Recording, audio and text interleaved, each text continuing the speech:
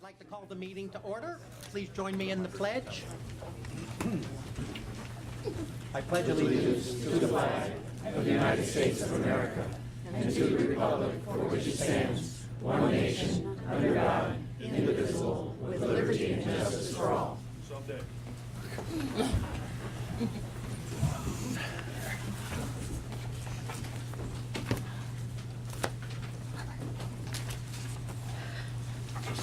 Roll call, please. Commissioner Macris? Yes. Commissioner Cohen? Present. Commissioner Bridges? Present. Commissioner Driscoll? Present. Commissioner Myberger? Present. Commissioner Pascal Jordan? Here. Commissioner Sansbury? Present. Quorum is present. Great, thank you. I'd like to announce that the investment calendar item number 6, will now come after item number 24. Could you please call item... The investment calendar. So we'll do that closed session after the open session. Norm, could you call item number 1 and 2 together for approval of minutes? Items 1 and 2, approval of minutes of the May 14th and May 21st meetings. Chair will entertain a motion of adoption. I move that we adopt. A second? Any discussion? I will open up for public comment on approval of the minutes of both the May 14th and May 21st board meetings. Seeing none, all those in favor? Aye. Passes unanimously. Thank you. Item number...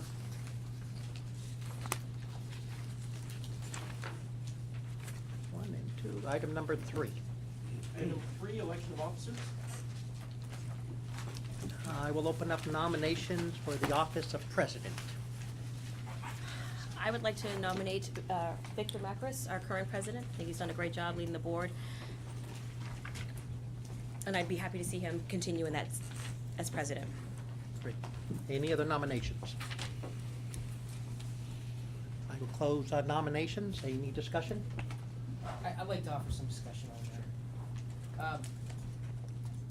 The spirit of the retirement board is that you have the mayor's office and the board of supervisors and elected members all working together in the same direction. At this table, there's 7 of us.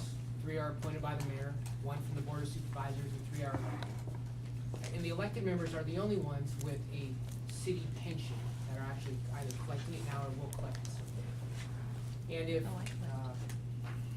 one of the things that's important is that we work together. And over the past year, President Macris, I think, has done an excellent job of leading the board, helping us to be more efficient, providing some guidance and some vision.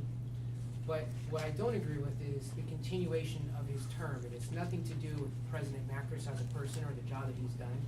It really only speaks to the fact that I believe the spirit of the board is that we should all work together.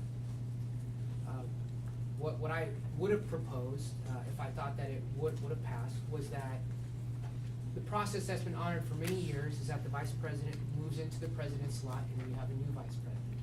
And I would have gladly welcomed Commissioner Cohen as president. I think that she would have done an excellent job. But I think that there needs to be a rotation and there needs to be change because that's the spirit of the board and that's what we're all trying to do to work together. So today I'm going to vote no on President Macris. And if there is a nomination for Commissioner Cohen as vice president, I'll also vote no. But I just want to say that it has nothing to do with the job that they have done or capable of doing. It's really just about the process. And I think that the elected members need to have a voice on the board. Any other discussion? Commissioner Myberger. Yeah, first of all, supervisors gets a city pension as well as the elected members, as you and I do. So I just wanted to make that as a point. We have had the re-election of president on a number of occasions. Most recently was when Al Cassiata was elected to 2 terms. And both Joe, Wendy, and I supported that at that time. There's also been other examples where it has been a re-election of officers that have served, in essence, president for more than 1 year. So there is a precedent in that previously. Let me also say in terms of your point about everyone having a term. Let me just say, Joe and I have served on the board together for the last 22 years, and we've never shared the leadership role in any way. So I like the idea of rotation. I think that makes sense. But I think our role, in terms of what we have done in the past, is superseded by who can do the best job. And let me just say, I've served on the board for 22 years, and the gentleman to my left, Commissioner Macris, has done the best job of any of the presidents that I have served with. So I think the key issue is when you vote for someone for office, you want the best person qualified for that office. And I think among all of us here at this table, myself included, I believe Victor Macris has the most leadership skills. He brings out the best in everyone, which is the characterization of leadership. And I would definitely think he's done a super job, and I would support him for his reelection. Any other discussion? Seeing none, all those in favor? Joe? Since we want to throw out a lot of history here, it was last year, or this last year and next year, where it was both positions were occupied by appointed member.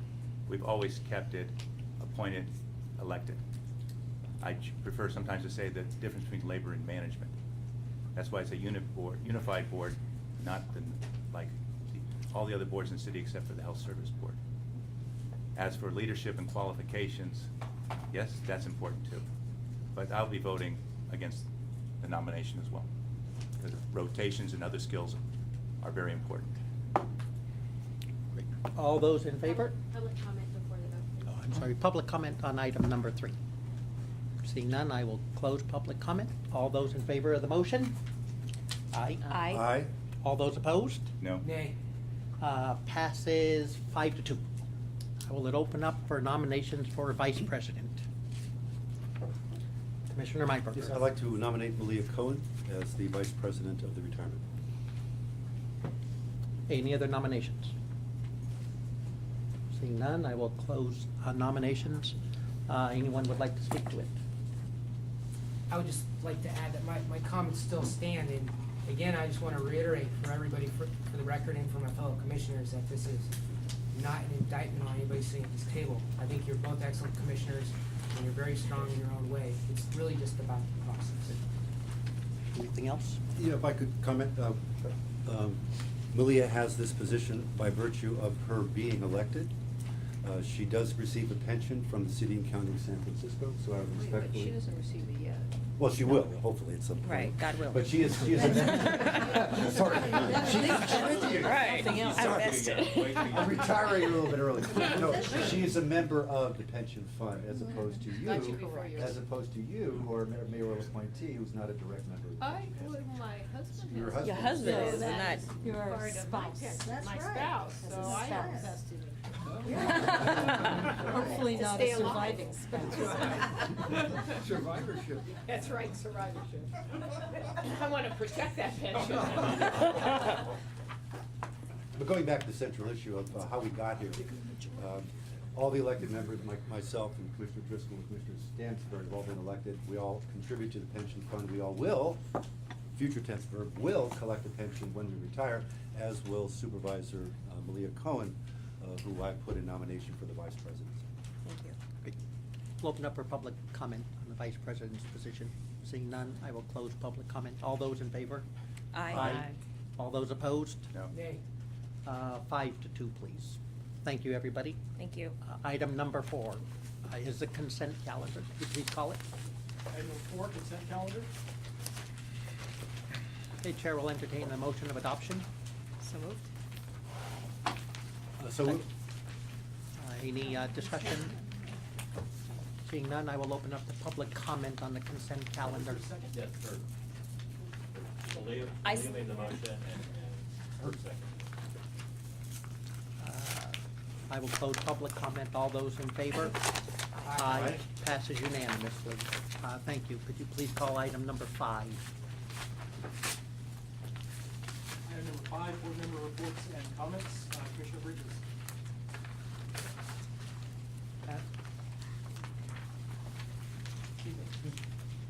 Had to swallow, sorry. Item number 5 is on the CIA conference held in Washington DC, in May. It was a very good conference, basically focusing on the, property building regulatory policies for the, industry. I would say it's a very good conference. It's something I would recommend for other board members to attend. CIA is held twice a year in the spring and in the fall. think, for San Francisco Retirement System, they've always been an active member of CII, and I think we should continue to be an active member and participant in the process as it relates to the policies that affect this board. So, that's it, thank you. Great, thank you. I will open it up for public comment on item number 5. Seeing none, I will close public comment. Item number 6 has been continued to the item after the executive director's report, which is item number 24. Could you please call item number 7, please? Item number 7, the investment committee report, Commissioner Myberger.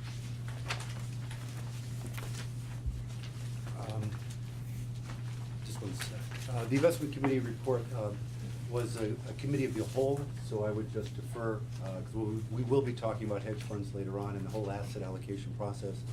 Since it is the committee of the whole, I would just delay that. Just say it speaks for itself. Okay, I will open up the public comment on item number 7. Seeing none, I'll close public comment. Could you please call item number 8? Item number 8, review and approval of eligible asset classes, capital market assumptions, and asset mixes for the asset liability modeling study. Mr. Coker. Thank you, Norm, and good afternoon, board members.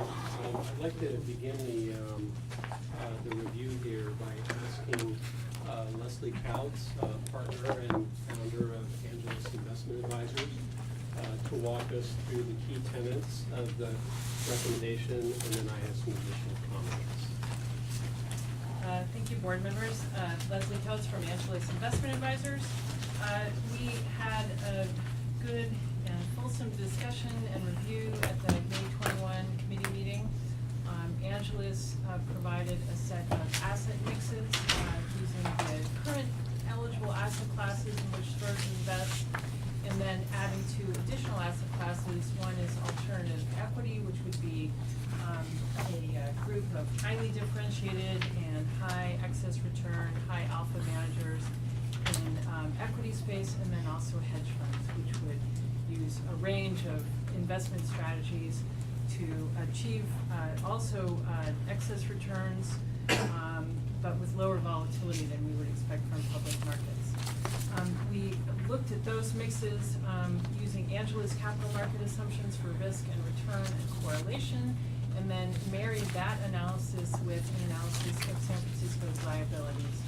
The analysis was actually conducted in partnership with Chiron, your actuary, who of course has fully modeled the liabilities.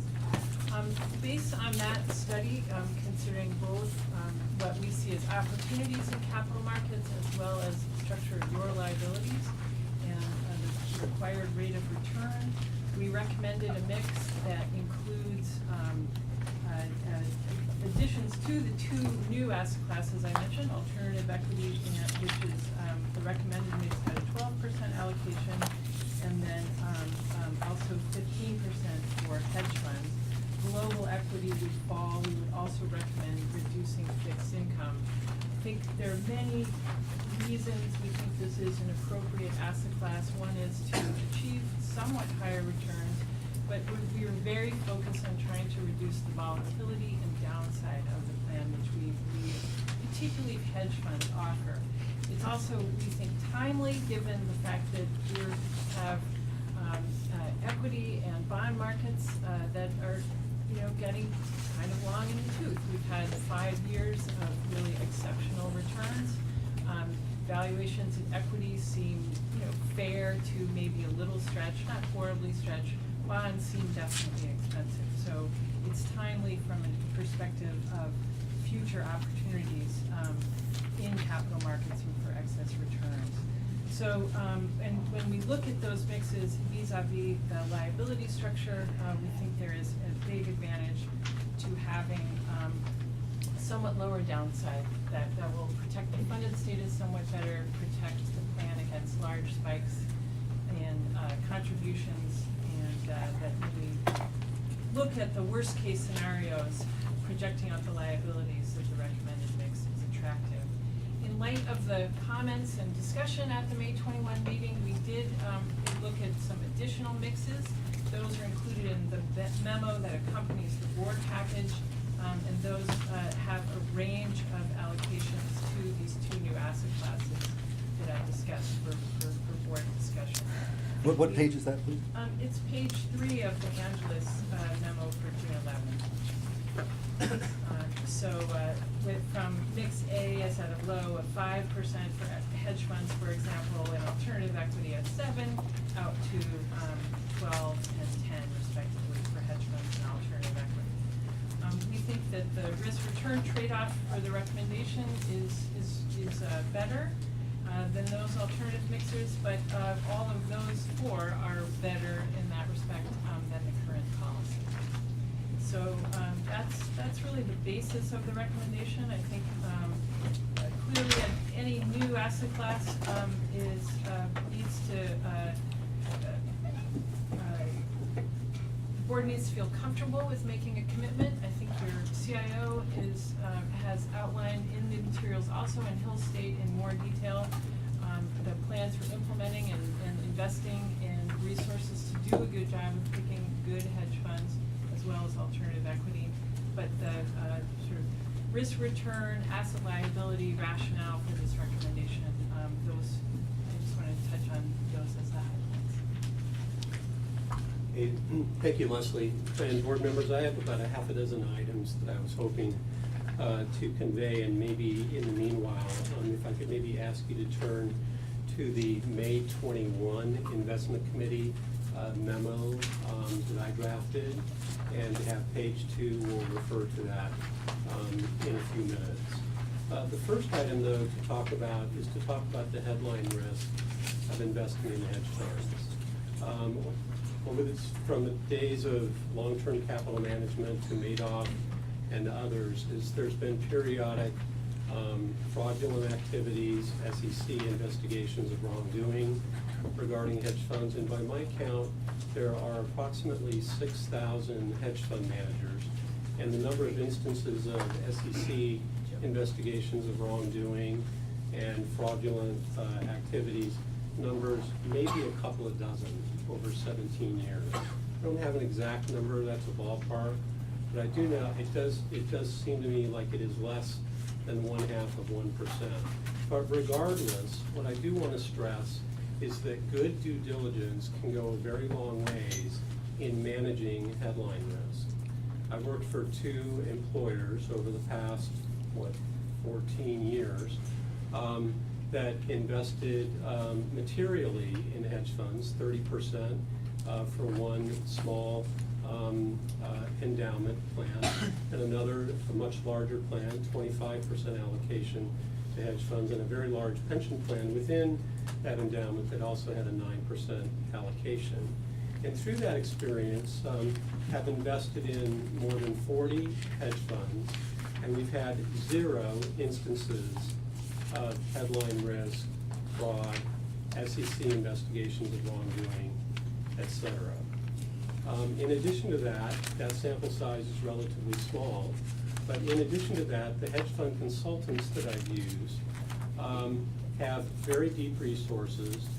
They have clients all over the world. The total asset, hundreds of clients, I believe more than 300, 350, 400, with more than 400 billion, I believe about $500 billion in assets and hedge funds.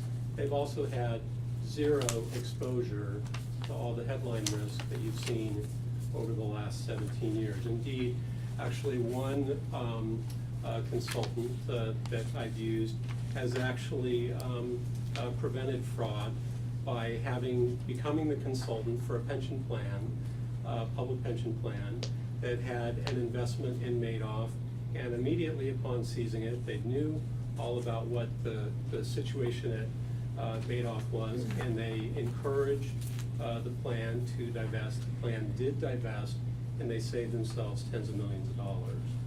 And that can be a referral also for the board to evaluate. But good due diligence can go a very long ways toward managing headline risk. Another item I'd like to point out is transparency. I think it's helpful to take into contextual information about how the hedge fund industry was born and how it's emerging. It was born out of high net worth individuals not wanting to get a good return, but not wanting to take the whipsawing, seesawing volatility that is inherent with the stock market. So hedge funds, a hedge against part of the market. A common strategy would have been, back in the day, would have been to go long Coca-Cola and short PepsiCo. As long as Coca-Cola outperformed PepsiCo, the manager would make positive returns. It didn't matter if Coca-Cola was up 30 and PepsiCo was up 20, the manager would make 30 on the long, lose 20 on the short, and make 10%. And likewise, if the market fell 20%, but Coca-Cola fell 20, and Coca-Cola fell 10, PepsiCo fell 20, the manager would lose 10% on the long position, make 20 on the short, and earn a positive 10% rate of return. So much more stock-specific risk and less market direction risk. But as these hedge funds earn very consistent, nice, stable rates of return, endowments and foundations and the like began to become invested in them. One reason why was because universities have ongoing operating costs that are a recurring cost. And foundations, if you can imagine, the underlying grants that they make to social welfare programs, education, the environment research, et cetera, is those institutions that are recipients of the grants also very dependent on receiving consistent income. So endowments and foundations became interested in investing in hedge funds, and so the industry grew. But high net worth individuals required very little in the way of due diligence, essentially none, very often. So the industry was having to grow up in it, so to say, to become more institutionally friendly. And that's what's taken place particularly over the past 10 years as another wave of investors, namely public pension plans and other similar investors, and I'll comment in a moment on that, have become interested and begun making meaningful investments in hedge funds. As a result, in about 2010, an open protocol was formed. Open protocol is a risk aggregation system in which hedge funds report their risk exposures, risk and factor exposures, in an aggregated system that is then delivered to clients and consultants and the like. The assets under management in the hedge fund industry, 70% of all of the funds that have those investments now participate in open protocol. So the transparency is now very, very good. In addition to that, there's one risk provider, a very large one, that aggregates all of the holdings-based data, and they report that 70 of the 100 largest hedge funds in the world participate and deliver their holdings. So if you want holdings-based data, that's also available to us. And again, that's these are breakthroughs here in the last five years or so. The industry is becoming much more institutionally friendly. I'd also like to comment real quickly about the business plan.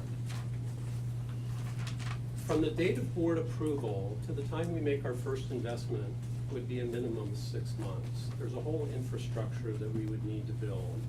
We need to hire experienced and skilled staff. We need to hire a skilled and deep-resourced hedge fund consultant. We need to acquire a research platform. Some of you have seen a couple of those that are out there. The reports are highly granular. Manager research reports of 100 pages or more.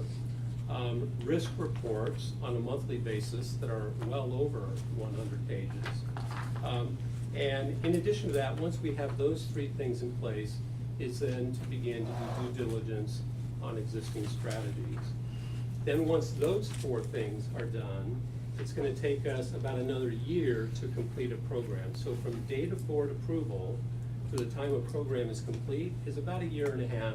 It could conceivably be longer because of the backlog that's going to occur because of contractual obligations, overwhelming our own general counsel staff, et cetera. It could take 2 years. An important part of this recommendation, though, refers to the volatility of our funded status. And here I would like to refer you to page 2 on this. Is that your May 21 memo? Mm-hmm.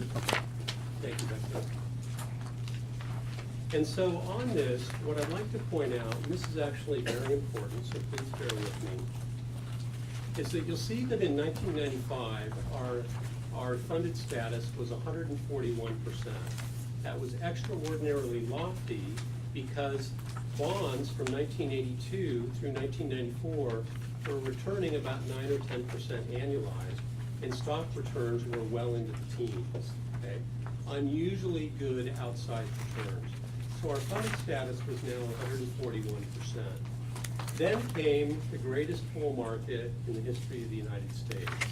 From 1995 to 99, the S&P 500 rose 28% annualized, for more than 240% total return, and our funded status rose from 141 to 178. Then came along a major bear market. U.S. stocks fell about 45% peak to trough over a 2.5-year period, and our funded status went from 178 to 103. That's a geometric loss of 42%. How could that happen? Our investments fell 22%, and in addition to that is our liabilities are rising over a 2.5-year period. That's how you get to a 42% decline in our funded status. Then began another strong bull market. From 03 to 07, the S&P 500 returned to 83% total. Emerging market stocks returned 391%, and emerging markets returned something like that as well. Extraordinarily returns, unprecedented returns for private equity and for emerging markets. And our funded status rose from 103 to 125. Okay. And in the Great Recession, it fell from 125 to 72. Another 43% decline geometrically, and that's because this time our investments fell 33%. Our plan assets fell from $17.4 billion to $11.1 billion, more than $6 billion. So our investments lost 33%, and in addition to that, our liabilities started climbing for a year and a half. That's how you get to a 43% decline geometrically in our funded status. More recently, we've had another very strong recovery, as Leslie alluded to. The S&P 500 is up almost 200% over the past 5 years and 1 quarter, and our funded status has improved from 72 to what would currently probably be about 90%, maybe the low 90s. My point is that in strong bull markets, our funded status improves slowly, okay? You see that.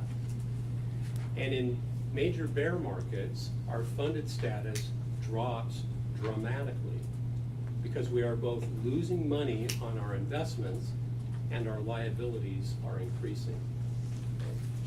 So a key portion of the investment strategy that I've tried to form is how to reduce the volatility of our plan of our investment returns and maintain our good rate of return. Okay. I'm going to come back to a couple more slides here in this thing here in a moment. Meanwhile, let me find my notes.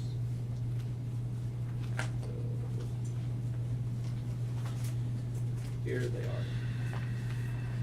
Okay. So, what I would like to talk next about is the experience of other plans.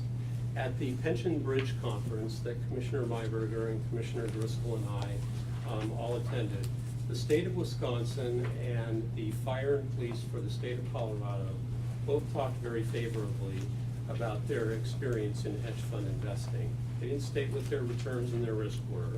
At least I didn't hear it, I didn't write it down, but they spoke very, very positively. In addition to that, PAMCO, a large provider of fund of funds, reported that over the past 5 years is that their clients are still earning 10% annualized returns with a volatility of 5. That means the volatility of their returns is ebbing and flowing by 5% from standard deviation speak around that mean return of 10. So low volatility around that mean return of 10%. In my prior tenure, we earned 8.9% for the 5 years ended December. That's with a standard deviation of 7. Our rate of return was a little bit lower because we had more experience to emerging markets in the hedge fund strategy. We wanted less beta risk in our long-only strategy and more alpha in our hedge fund strategy. So we wanted to take the beta risk in the hedge fund portfolio as opposed to the long only. And also that drives up volatility a little bit. It has dampened return because for the past 5 years, emerging markets are only up 3% annualized. When emerging markets lead, that portfolio is going to be a major outperformer. I did talk earlier this week with the CIO for the state of Utah, which is a pension plan of very similar size to us. The state of Utah has 18% invested in hedge funds.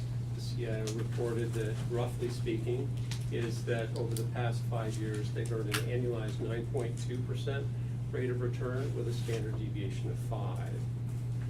I'd also like to point out about other plans in terms of how much.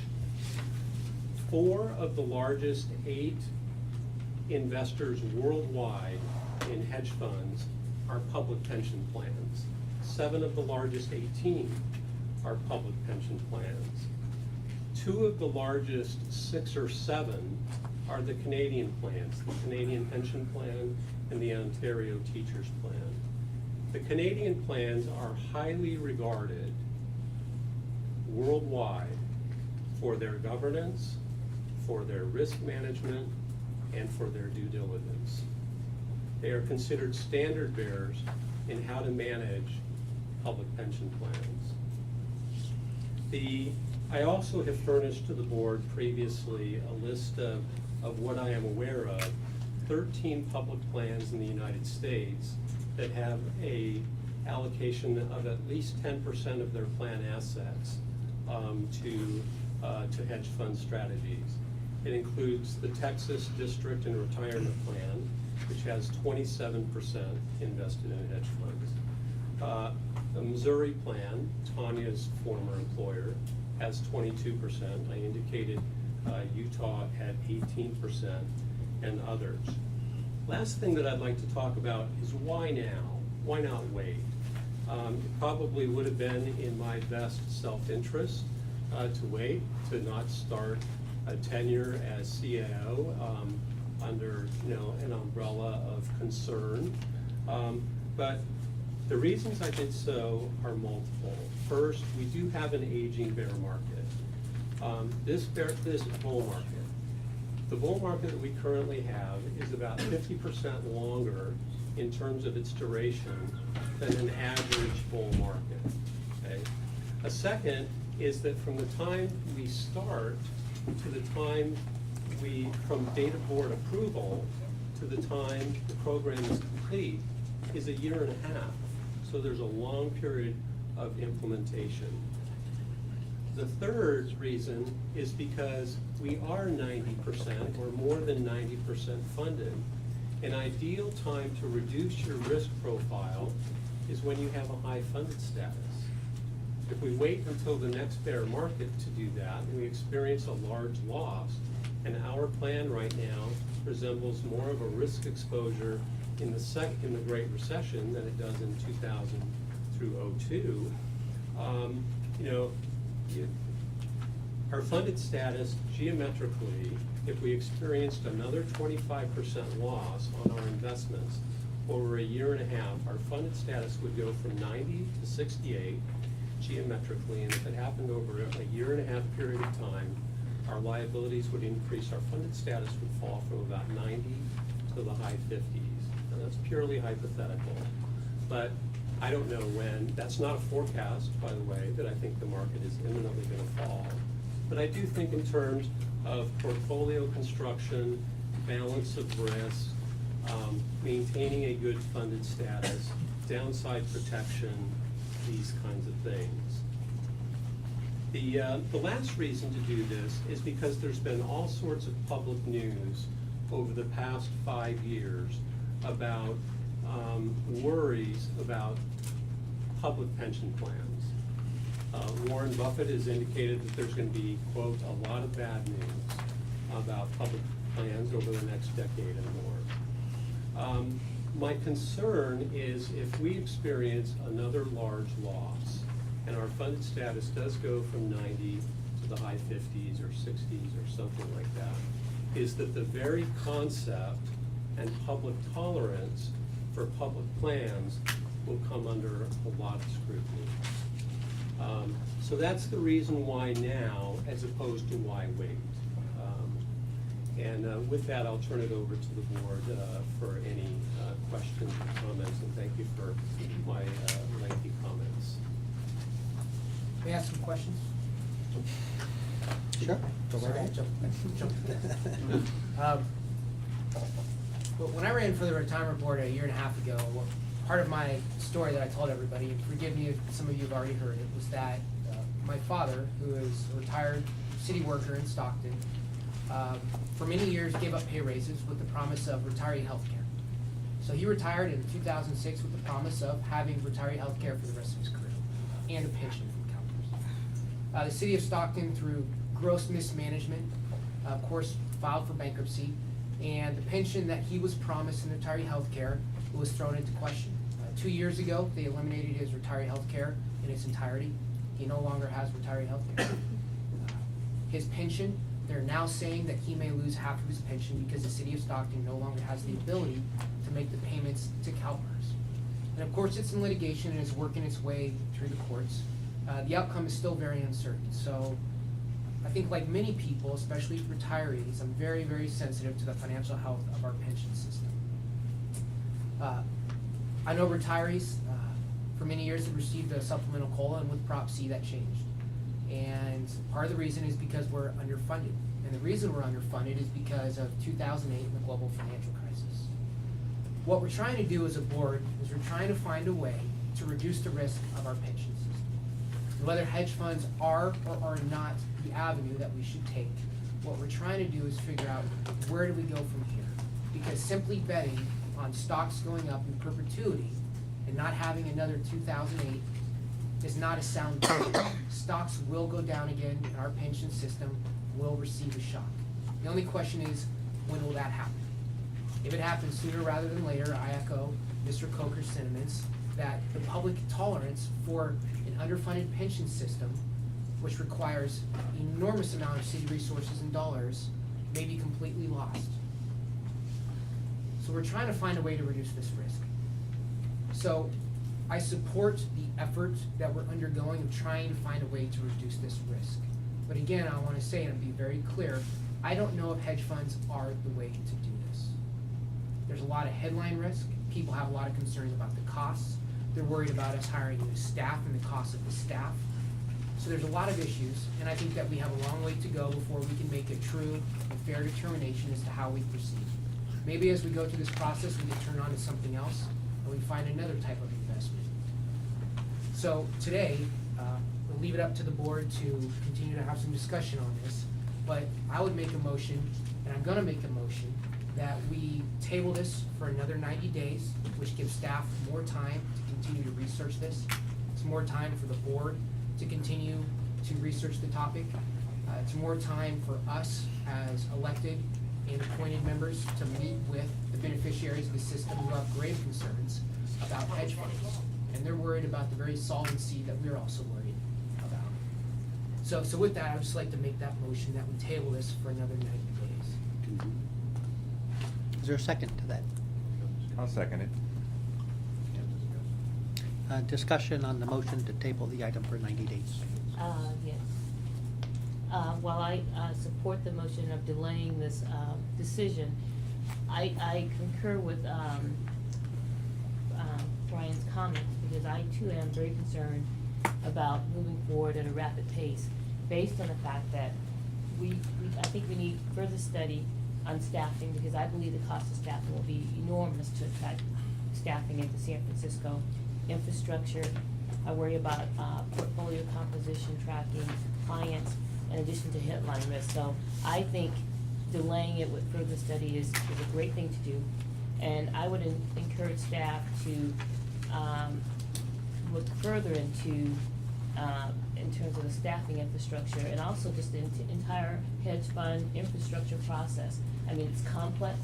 A lot of people don't understand it. I concur with Mr. Coker that there are public funds that are engaged in it, but I also know that those public funds that are engaged in hedge funds also have an enormous staff, and they have research support, for which I know is an expensive cost. So I just think we're moving at a fast pace, and we don't have to. We should take our time to understand it, so we don't end up like Stockton and other plans that we know of in the industry. So I would support it based on the fact that I just think it needs further study. Other questions, comments? I have a question for the maker of the motion. Just, what's the significance of 90 days as opposed to 60? Or 3 years. I think the difference between 60 and 90 days is it just gives us more time. I think it's more time to talk to beneficiaries and hear their voice. Obviously, the room is filled with retirees that are very concerned about hedge funds, and I think that we would be remiss if thinking that we can meet with all the affected groups and hear their concerns in 60 days. I know a lot of the retiree groups vacate for the summer and don't have meetings. And so while those people are out of town, we can do the legwork that we need to with the research, and hopefully we can regroup with them at the end of summer as they come back from their vacations. Thank you. Commissioner Cohen, I could even see it taking longer than 90 days. It is, we are approaching summertime, in addition to reaching out to, constituents, members, there's possibility of reaching out to, those that manage hedge fund programs at other pension plans. It's also summer for them. It's possible to do on-site visits with those. I could see this going more than 3 months. Thank you, Mr. Coker. That actually, he addresses a little bit more. I just wanted to know if there was some rhyme or reason, 90, or, why not 120, or a entire year. You're just throwing out a number just to get the conversation going. Well, I believe 90 days is the right amount of time. I think that 60 wouldn't give us an opportunity to talk to retirees. And I think 120 is too far out. It's not an ability. We need to have the ability to continue to push the process forward so it doesn't languish. And I think that if we come back to it in 90 days and we're not where we need to be, then I think we table it again. But I think we need to try to continue to make progress with this, which means that we have to, it's like anything with any sort of a schedule, you need to have these points in time where staff has to bring something back to the board for us to review it. I think if we push this off a year, I think that we're not doing our job. We need to constantly revisit this to make sure it's either right or wrong. That's the purpose of the 90 days.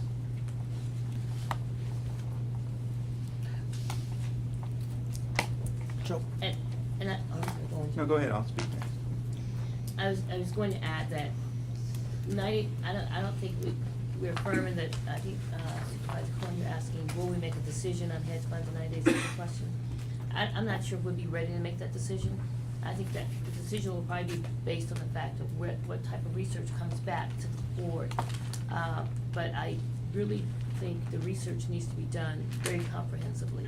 And if it's not done in 90 days, then we shouldn't, I'm not a proponent of moving forward with it unless we really agree collectively that the research is done and we have the infrastructure to support it. Okay.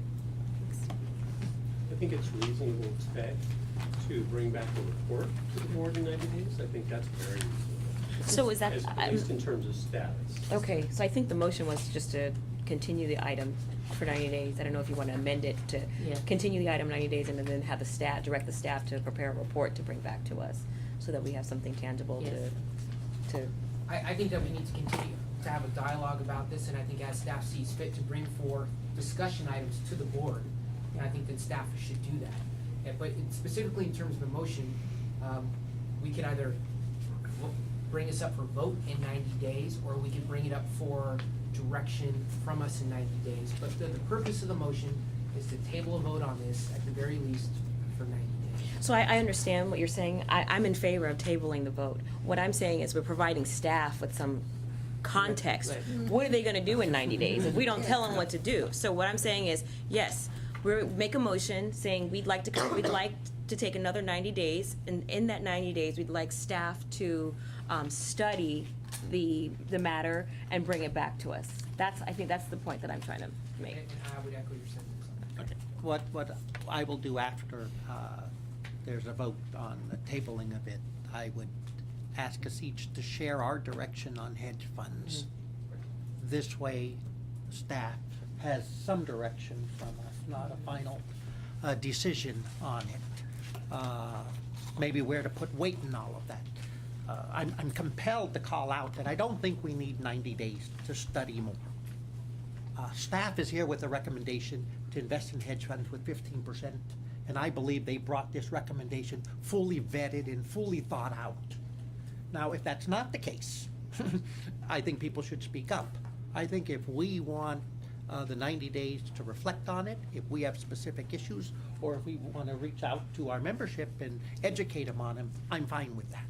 But I don't want to leave the perception that what we have today brought by staff is lacking in any due diligence in the package ready to vote. Because what they gave us, they were asking, and it says a recommendation of their mix 2, if I'm correct, and they're ready to go. So to our director, if we were prepared to vote today, is this a complete enough document? Is your research deep enough to make the recommendation of a new allocation from what we're doing today to go into the hedge fund business at the volume of $3 billion? First of all, I'd like to make a public statement.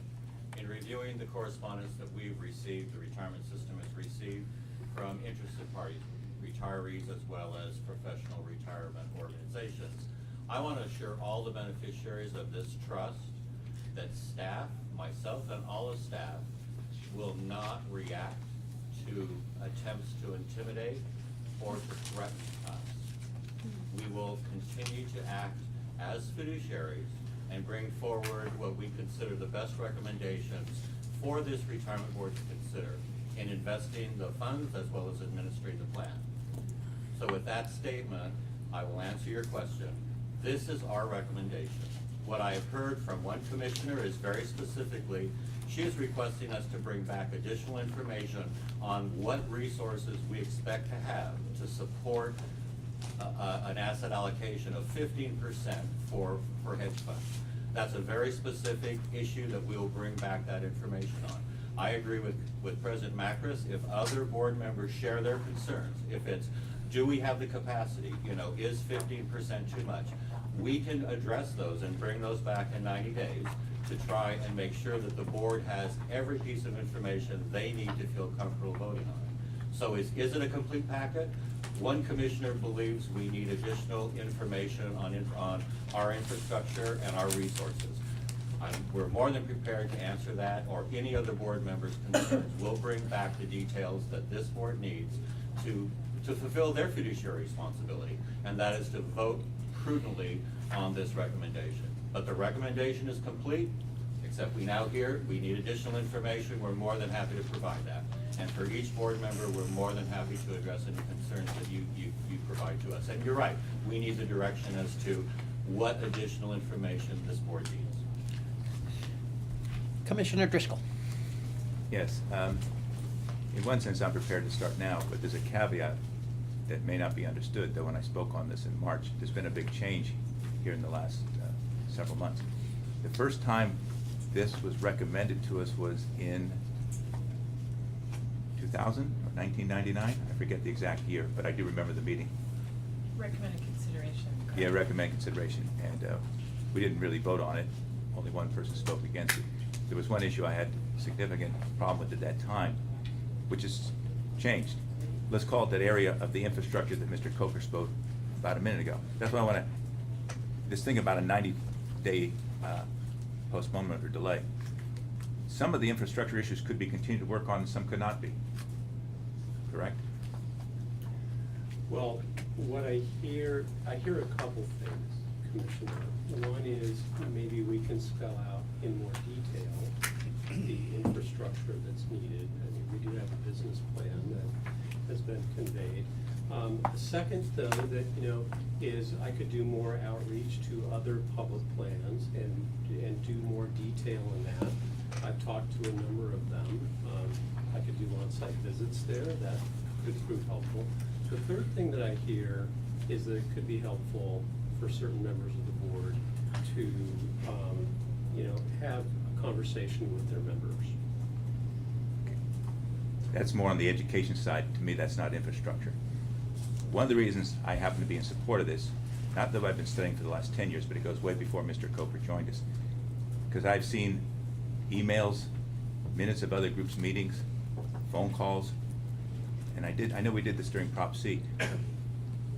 I'm obligated to explain, not just to all the members, why I would be for this, because of our mission statement requires prudently investing. We're not here to lose money. One phrase I'll say, some of you who come here once in a while and of the board maybe have heard me say this before. We are actually not able to manage returns. We can only manage risk. That's what this is about, trying to manage risk. I'm not going to repeat what Mr. Coker said many minutes ago. We're trying to reduce risk, the downside. I go even further back to 1990 when a recommendation came, when we were way over 100% funded, to reduce our aggressive investing. We did not. Point being here about education, what you put on the graph last month, but not on the one in front of us, is you broke out the funding. The word hedge funds covers a lot of strategies. We can argue whether it's 10 or 200 different strategies. You put different bullet points about that. Do you plan on executing all the strategies that are in the hedging area? Probably not. Good. No. Good. Therefore, people may want to understand when they see the different numbers of all those different strategies and how they correlate, reduce risk, have much lower drawdown than our current portfolio. I would hope the members, this is what I'm seeing, that's why I'm for it, but I want you to see it. I think that's the education component. I think that's what Mr. Stansbury's talking about, what Commissioner Bridges is also talking about. When you see what we're looking at, maybe you understand why we believe this is a prudent thing to do going forward. So if that's part of the 90-day program, yes, which then goes to your point about going out and meeting with the leaders of the different organizations, to include the retiree organizations, not just the unions. As well as, there's still a lot of education to the board to do, meaning these sub-strategies. There are separate numbers for every one of these sub-strategies, long before we get to the issue of trying to find which manager for any one of the strategies. So you've written good reports. We've had the benefit of the last couple of months, maybe all your reports. I think one or two people in the audience have read some of those other reports. I guess we're trying to draw out your thinking behind your business plan and how that matches up with the objective, where you're trying to lead the city, because the employer and the active members and the retired members are very dependent on what we're going to do with our investments. Sorry to make more of a statement than a question, but I just wanted to confirm some of these things. Commissioner. I haven't been on the board for that many years, as Commissioner Driscoll has been on. But I think a lot of us here who may not even have been around that time, we look at this and we say, okay, so in those years when it really fell, we had no hedging and the portfolio lost that much value. So if we continue with the status quo, we could probably expect that to happen again. So we know we can't continue to maintain the status quo. So I think the next aspect of that is, how do we get the kind of return that you need to hit the hurdle of 7.5% and not experience this downturn? And so I think hedge funds is one of those areas. And in my experience in this area, and used to run an area that encompassed hedge funds. There are good hedge funds and there are bad hedge funds. And there are good real estate managers, there's bad real estate managers. We lost a lot of money in real estate. I mean, fortunately, we had some strong properties and they came back. But we changed the plan. I mean, we've actually saw what happened and made some moves to change that plan. So I think here, that's what we're trying to do. We're never gonna be 100% perfect, but right now, you have your whole portfolio exposed to the market. If the market fell 40%, you have nothing else in there that will hedge out that market risk. And we saw that things all correlated together this time. Real estate dropped, the stock market dropped, a lot of things dropped. So I think that one of my reasons why I've been much more open, because I have seen bad hedge funds, to this is that Mr. Coker has been very, very involved in depth in this area, has run this kind of program for a long, long time.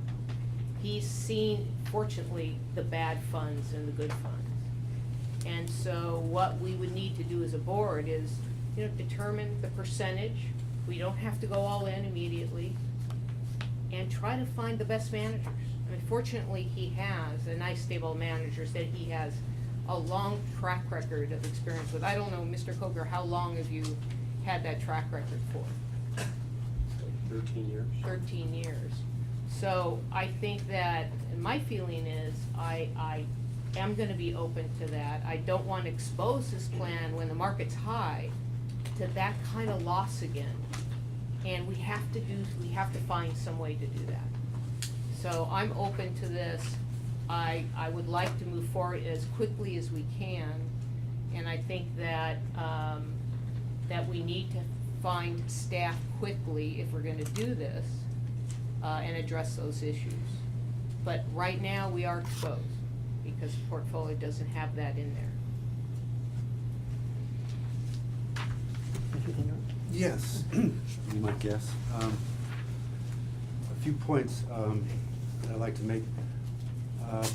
First, on the analysis part, I think that there are certain assumptions that we're making. First of all, let me tell you where I agree with you. I think the issue is that we are exposed. Stock market has risen a lot, bond yields have dropped a lot, so bond prices have done very well. We have a lot of risk in the portfolio. Okay, I think that's a good starting point. And I think if you poll us individually, I think the answer is we would like to sell bonds and favor something else. I think that is the consensus. I think that is our common ground. If you have yields very low, it's going to be very difficult to earn a high rate of return, which is the question I asked Mr. Buffett. You brought up Mr. Buffett. I did write a letter to him to ask him, in essence, what we could do to mitigate the losses should interest rates rise, and surely they must. I mean, you can't have interest rates this low for a long period of time. Interest rates must rise. Price and yield is inversely related. Bonds are going to do poorly. So I think one of the consensus points here is to lower our exposure in bonds. Stocks, you know, a lot of different people think about stocks. The difference between stocks and bonds is stocks you want a story, bonds you don't. But your presentation, you talk about the funding changes and everything else and how it declined during the bear market. No, that point's well taken. However, there's a major flaw in your argument. You go from that directly into hedge funds.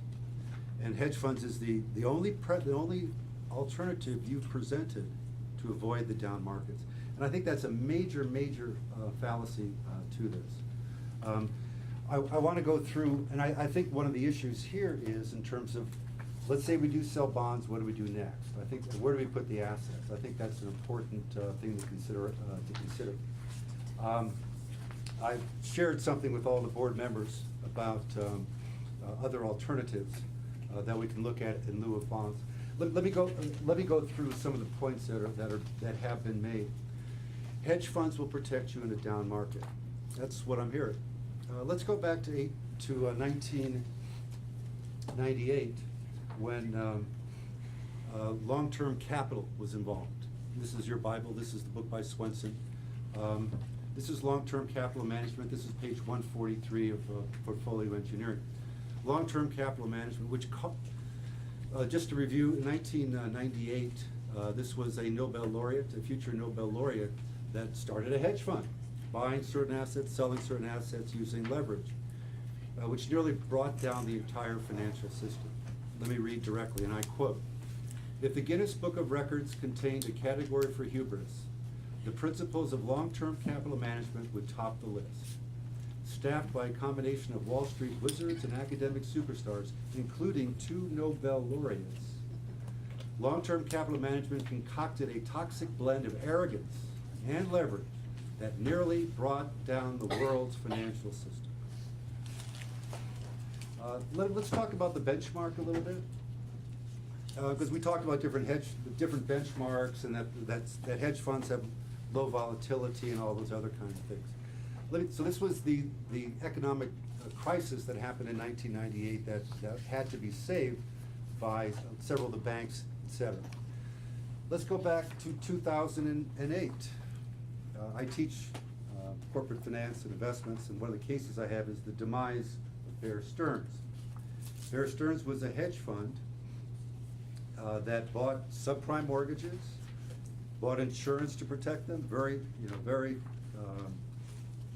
accurately done into their minds. The hedging was for the insurance. This is a black swan event, and this is what worries me about the hedge funds. Anyway, Bear Stearns went down. They put in $3.2 billion to solve their reputation. You buy a round of drinks, everyone loves you, right? If you buy $3.2 billion, they should all love you, right? Didn't cover their reputation. There was a run on that. Bear Stearns was technical default. You know what happened there? That JP Morgan bought them out, bid $2 a share, and then was sold for $10 a share. This is a company that never had a loss, strictly higher and higher profits. The key thing about hedge funds is this. This is the black swan, ladies and gentlemen.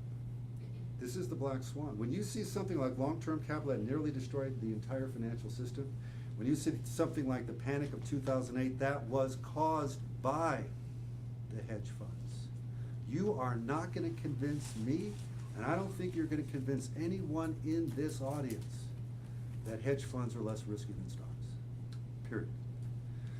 The other thing that's a flaw in your argument is the entire substance of our modeling.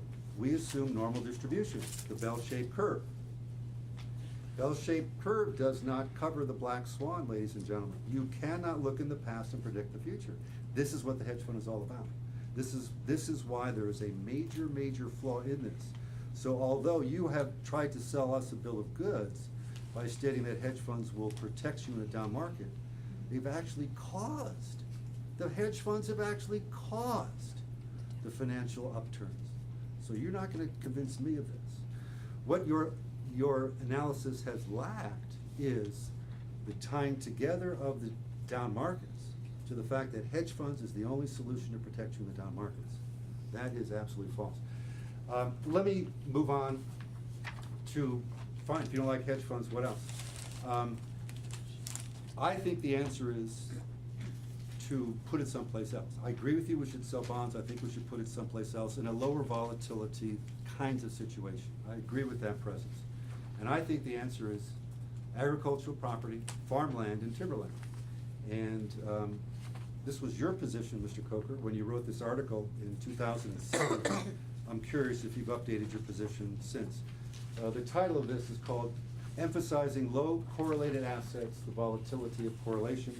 It's published in the Journal of Financial Reporting in September of 2000. Let me quote you directly. Let me just explain what this is.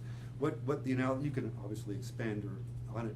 What the analysis does, it looks at many different styles of assets, S&P 500, large growth, large value, all the different stocks, emerging markets, high yield, US bonds, global bonds, cash, real estate, natural resources, and long short. Let me quote you directly. This is on the second page of your report, low correlations. And I quote directly, 5 asset classes have had low correlations to all the other asset classes in this study. Here is a summary. Number 1, natural resources have had a low correlation of less than 0.20 to all 17 other assets in this study, with the highest being just 0.19 for both small growth and small value. Natural resources have had the lowest average correlations and the most consistently low correlations to every asset class in this study, including every category of stocks, bonds, and alternatives. Hence, natural resources have provided more diversification benefits than every other asset class in this study. Of special note, natural resources have had a negative correlation 83% of the time to U.S. bonds due to their inverse relationship in inflation. And obviously this is 2007, things might have changed. I'd be interested to hear if there's any updates on that. I've shared with the trustees the returns for farmland. Look at this. Over the last 20 years, not a negative year. What about 2001? Only 2%. 2002, only 6.7. How about 2008? Up 15. How about 09? Up 6. The source of this is the NCREEF database. This is the NCREEF directly from the database.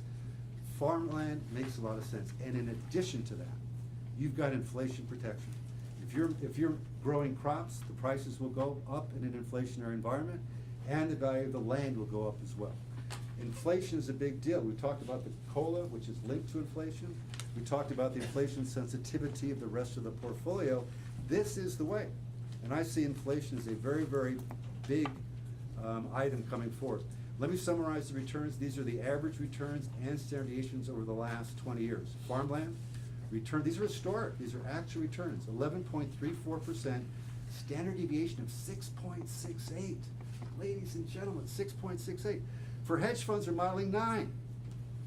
Farmland has had lower risk, lower volatility than has farmland. Timberland, average return 8.84%, standard deviation of 7.38. This standard deviation is also lower than what it has been for hedge funds. They're modeling a 9% standard deviation for hedge funds. This is lower. And if you look at the Timberland, only 1 year, only 3 negatives in the last 20. 2000 was a -5, 2000 was a -4, and 09 was unchanged. Okay? So you're not seeing the downside.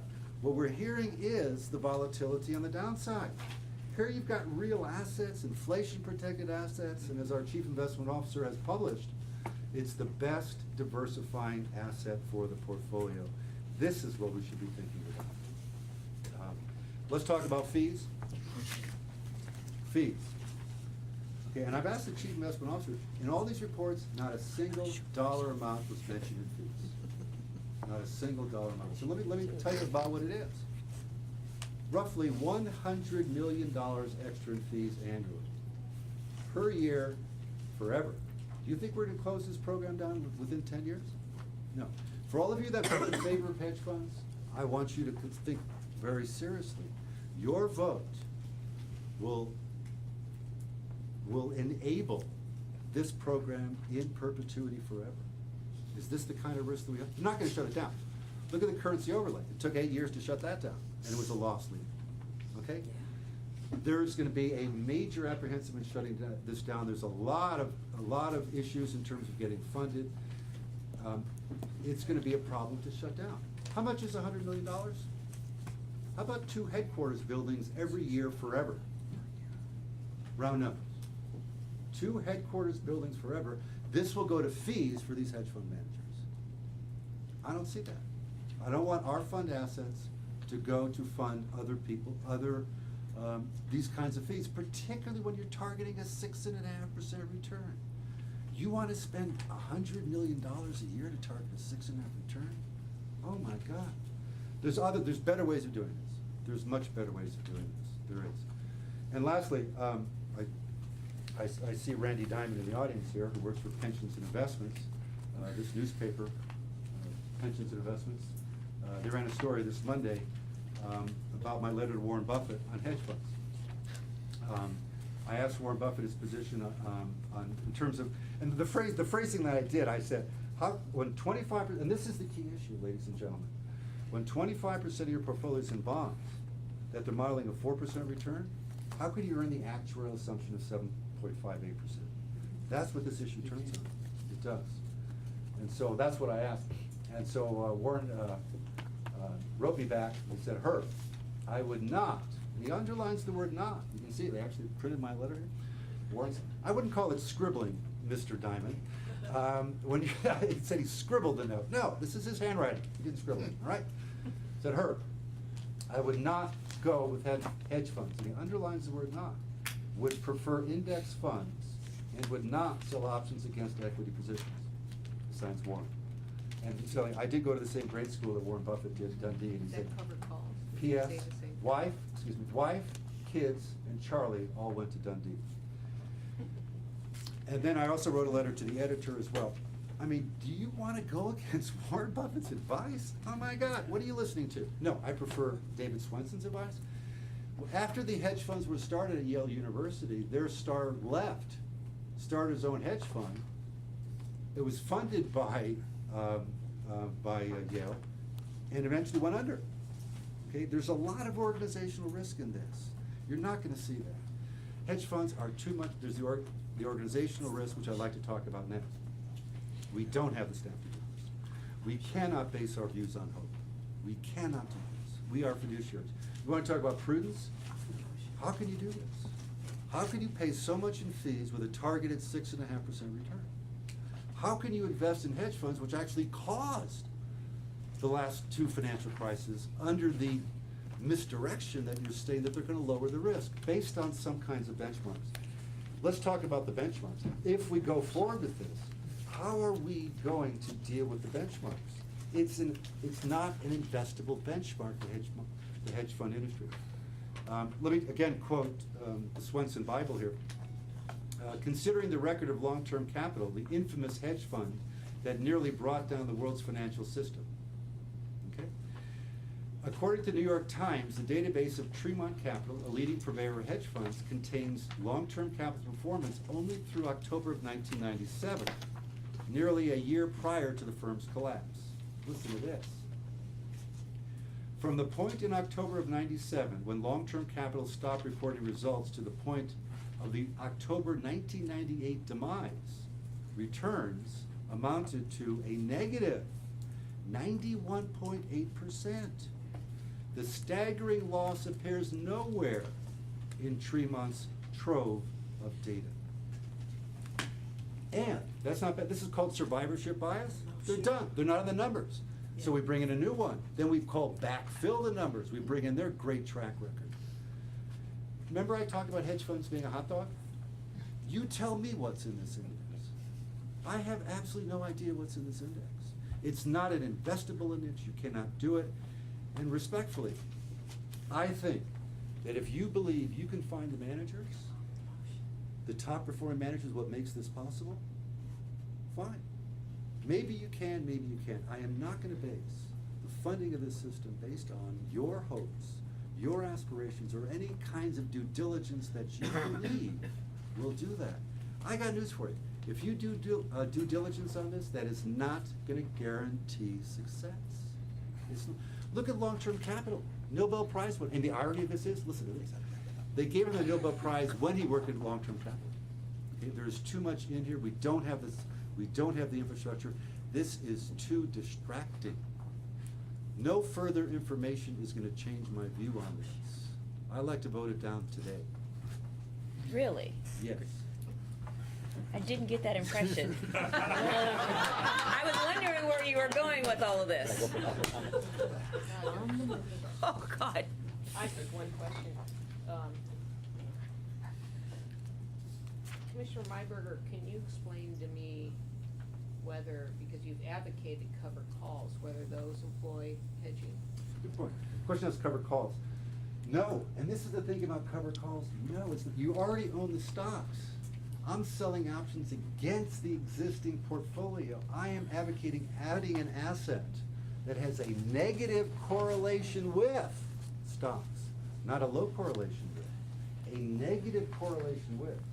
Stand alone. If you talk about what are covered calls, you buy the stocks and sell options. No, against. just answer the question. Yeah. Okay, we want to, okay.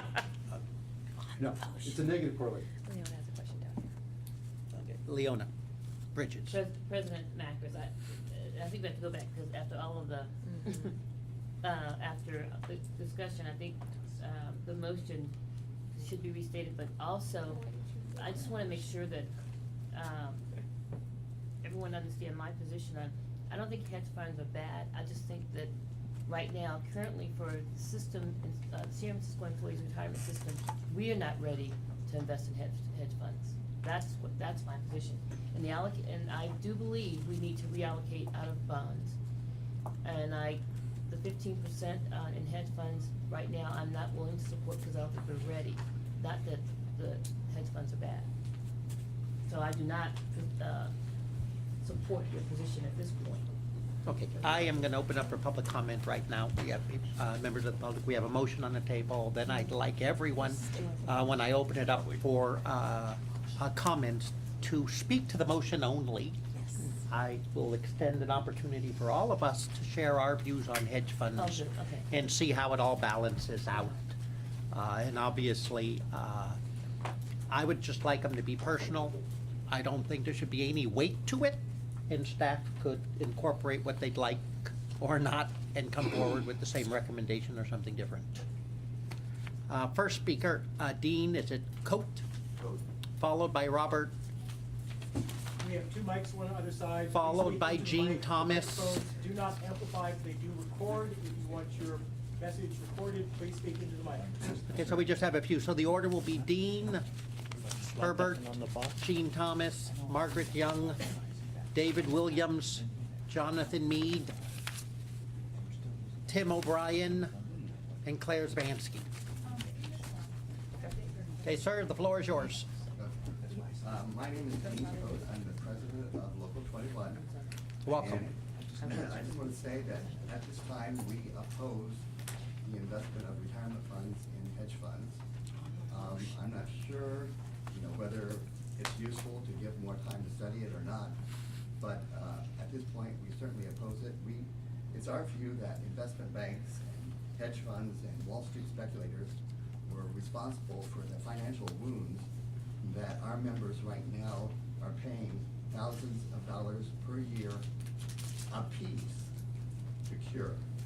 And we think it would add insult to injury to turn around and invest in those same vehicles. So we strongly oppose that type of investment category being added. Thank you. Okay, thank you. Herbert, Oh. did you give two?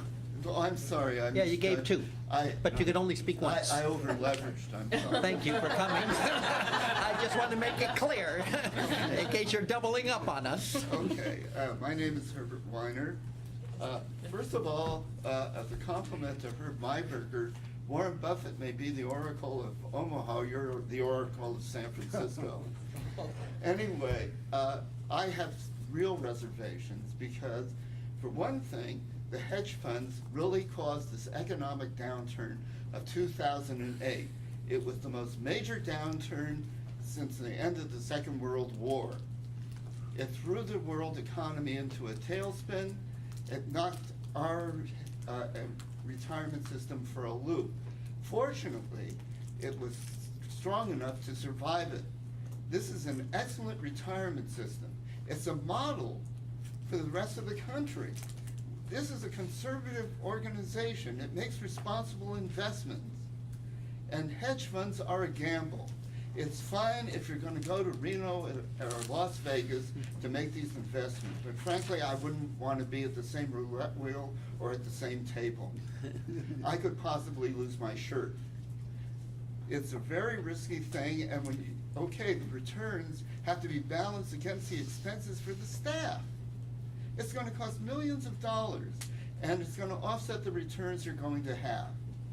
And how reversible is it going to be? Once you commit to these hedge funds, will you be able to divest?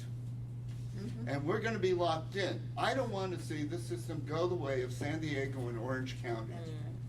Mm-hmm. It wrecked those local governments. They had to cut back in government services. It was absolutely horrid.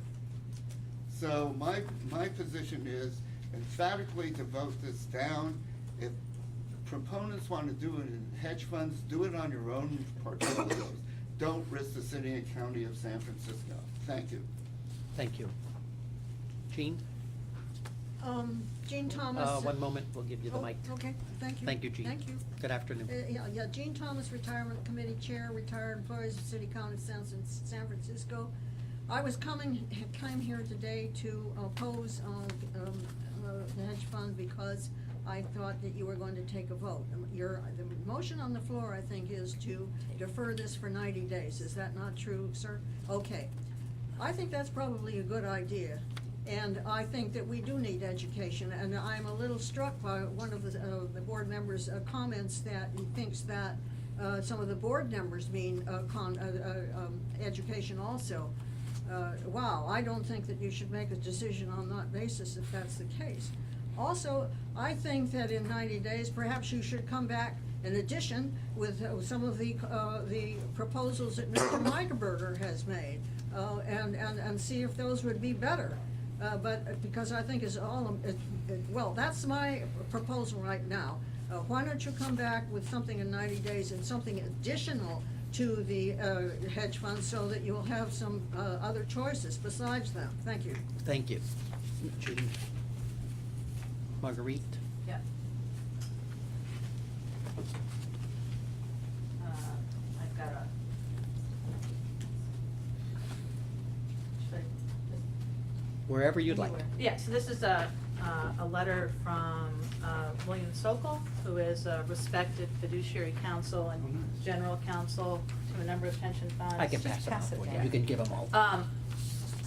And I will not read his letter. He is urging you to slow down and to, that we would, recommending that SEIU work with him and with, hopefully with the retirement fund to better understand the fiduciary underpinning of this recommendation. And I leave that. I want to also flag that I believe that the alternative equity allocation has a raises very similar concerns for us. What is it? I mean, I have enough questions about what hedge funds are, and many respected experts in the field don't consider hedge funds to be an asset class. One could argue that alternative equities are similar, because we're not talking about just active management, we're talking about very sector specific, I would call them exotic investments. So we are very glad to hear that, that there's a motion for 90 days waiting. We support that. I would add to what Jean said, that it's not really about educating us, which implies selling us, but taking in our concerns and addressing those concerns. We don't need to be sold. You want our agreement, but it's not a tell-sell. I mean, you can make your decision, but it's the folks in this room whose retirement checks are gonna pay the price. So. Thank you. Harry? Baker? Harry Baker. I was not expecting, I didn't hear my name before, but I will try to say something. I retired from the city 15 months ago after 38 years. The health of the pension system, of course, is very important to me, as it is to everyone in this room. I'm active in my union, which is SEIU 1021, through the Retirement Security Committee of the local. On this weekend, members of our union will come together from 7 counties to discuss pension security issues, including this. The members of each of the counties are very much interested in what is going on in any of the counties. Which is to say that our local doesn't have a position yet, but it will after this weekend. And we are in touch with legal counsel, and Marguerite from the SEIU Capital Stewardship Office is in contact with us. The retirees have strong positions on this. I would like to echo what others have said, that, you know, hedge funds and the people that sold securitized mortgages filled with junk assets ruined the economy. And they sold those same securitized assets to pension funds.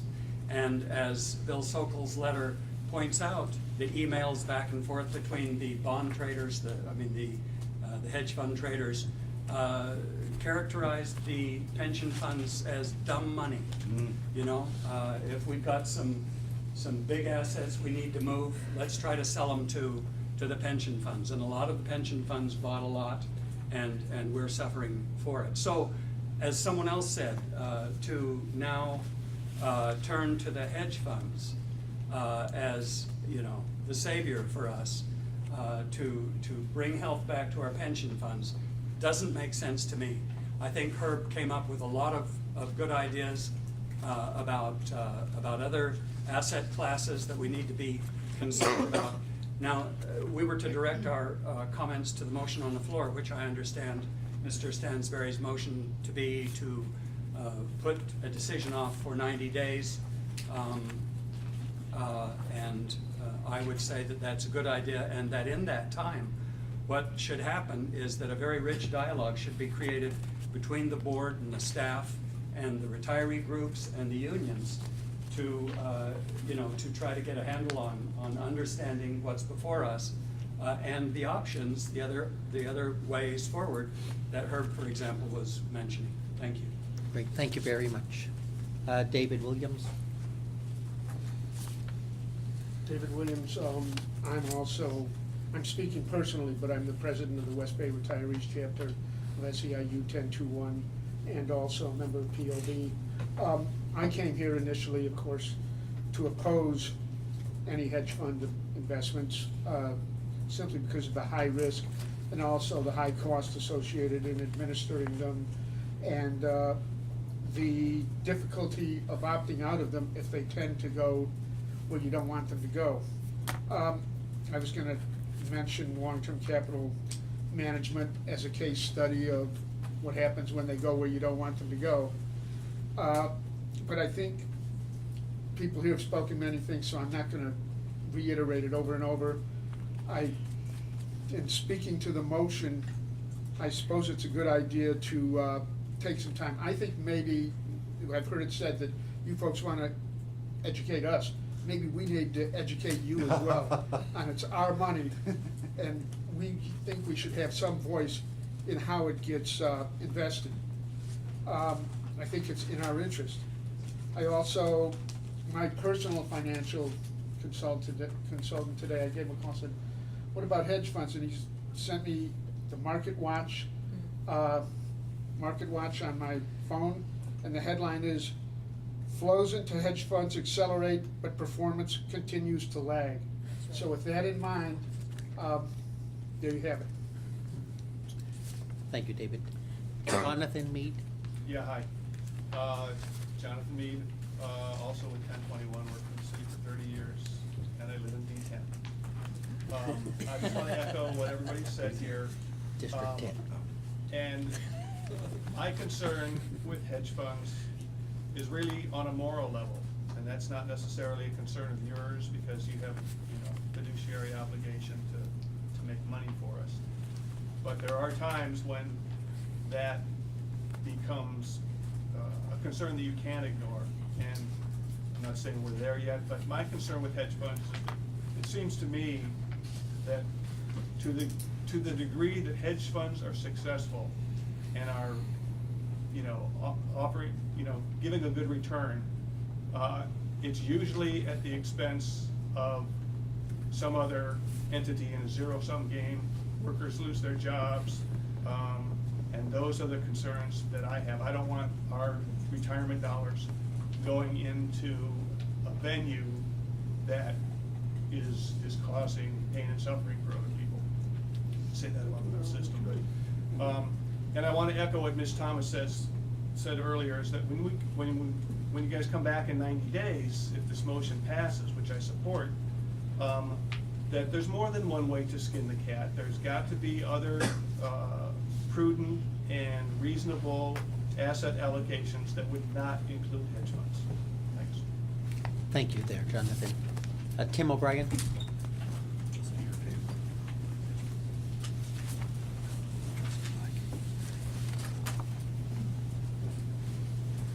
I won't speak for or against hedge funds because I don't know anything about it.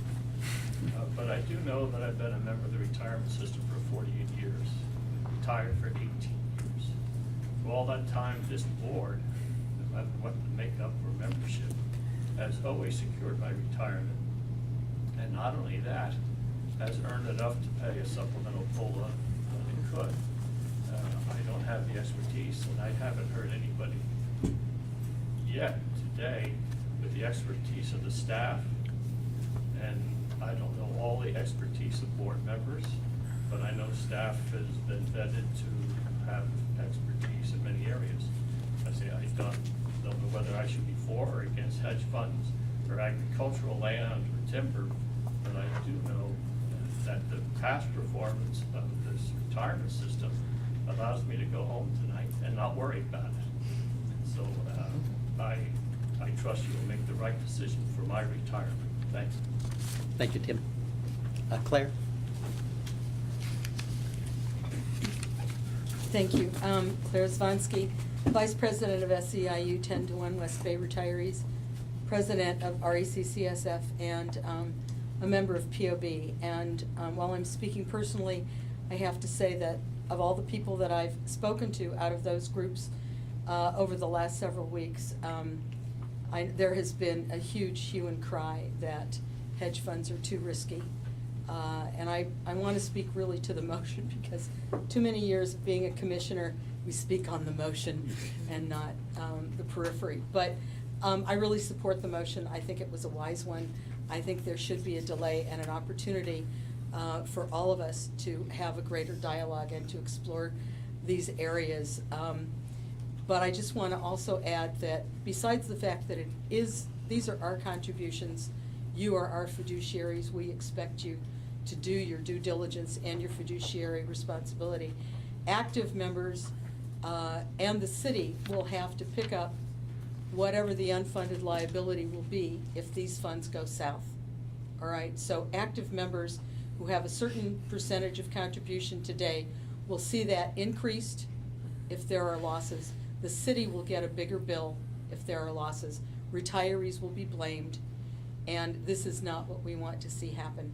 So we want great due diligence with regard to this. We want you to think very carefully. The way we look at it, 15% is $3 billion. Another over time $1 billion in fees, which we find are excessive, really excessive. Lord knows what the Empire building of the new unit that will be required, that will be another $1 billion in wages that will have to be expended over time, or at least several $100 million over time, because these are all going to be six-figure salaries. We're not that naive to understand that any of the managers you hire on are not going to be getting over six figures, and maybe several times that. So this is really a big issue. Delaying it 90 days, I think, is prudent, and I would hope that all of you support that at this time, so that we can all have an opportunity to have greater dialogue on this issue. Thank you. Okay. Any other speakers? Seeing none, I will close public comment. Anybody wish to speak to the motion? Okay, all those in favor? Aye. Opposed? Nay. 6-1.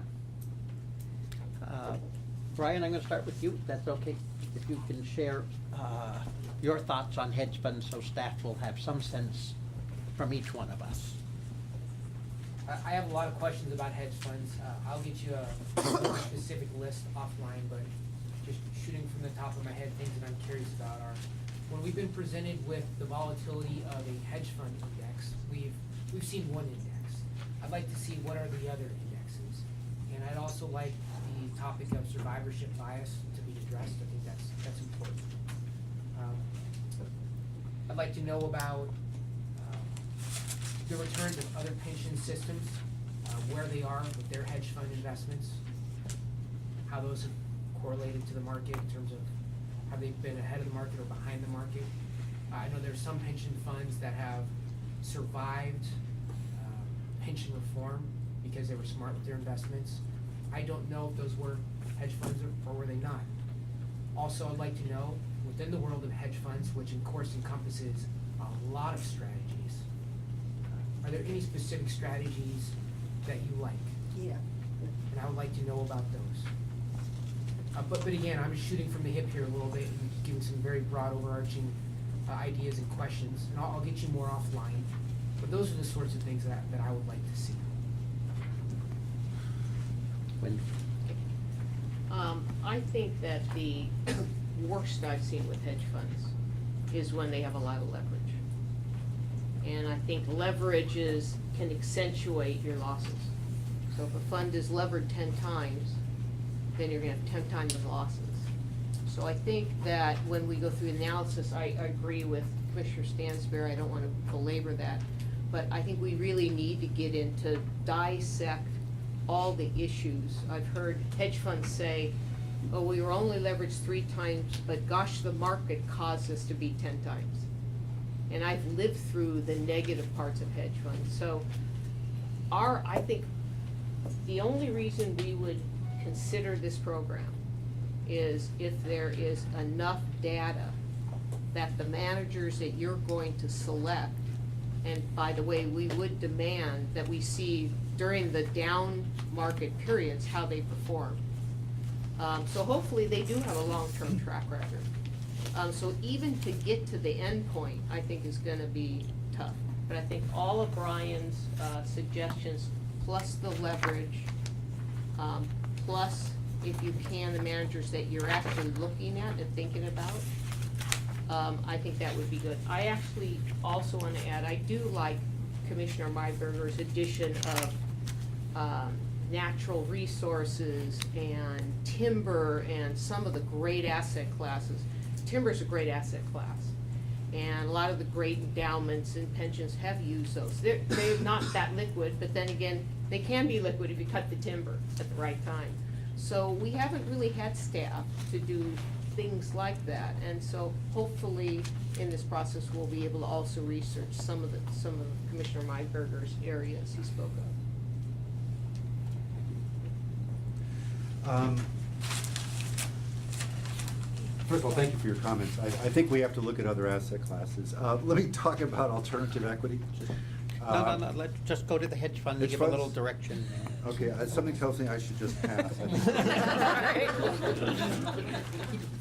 I'm not asking you to pass, but I'm asking you to balance for direction. I would echo Commissioner Wendy Paskin-Jordan's comments about the benchmark issues, other choices. There's other things out there rather than this. There are. And I think, as I said, I think Mr. Coker's published article is useful in terms of looking at natural resources and other kinds of asset classes that do that. So I would just say there's other things out there. I've talked about insurance, the VIX, the volatility index. There's other options, strategies. And let me also say that these are not included in, well, you can say whether or not they are, but some other kinds of strategies that will accomplish purportedly the same goal that hedge funds are supposed to do. Start on with you, and Commissioner Bridges. Yes, well, given my comments remain the same, and I concur with the previous comments on performance of managers, the managers that you're proposing and giving us the track record, particularly in down years. But also looking at some of the public pension funds who you stated earlier that had a great success record, like SWIB, SWIB meaning the State of Wisconsin Investment Board. I'm very familiar with their plan and their fund, but talking to some of those managers, they have the size and depth, 3 times the size of our fund. Also, more specific on the fee structure, I would like to see more data on that and the fees. And then I mentioned the infrastructure and process. And then alternative investments, the last thing that's been stated already. Thank you. Commissioner Driscoll? You said alternative investments, you didn't mean alternative No, equity? no. We're not talking about alternative equity yet. No, alternative investment, other than hedge funds. They're alternative. Okay. These are more confirming things. About all the data that's in the indexes, it's the issue of, it's got to be an investable universe, which means not necessarily the 7,000 funds. Certain indexes only cover $1.5 trillion. But there's this issue about, is it investable? Can we reach the qualified managers who consistently do provide alpha? And there's in the data, the clear indications there's a persistence about who are the top managers, much like in the private equity area. 2, please confirm when you bring us data, as you have in the past, it says these numbers are all net of fees. Okay. Not that how much we pay people is not important, but these numbers were reported to us as net of fees. Because when we go to do anything, we have to do it, we do it on a net basis. Okay? The leverage issue that Commissioner Paskin-Jordan brought up. Yes, please, when you identify a matter, I assume it's in the guidelines, but it would be identifying the skill net of leverage, because leverage has a way of exacerbating good news, which they're not really, should be not accredited to them, just like we do in real estate.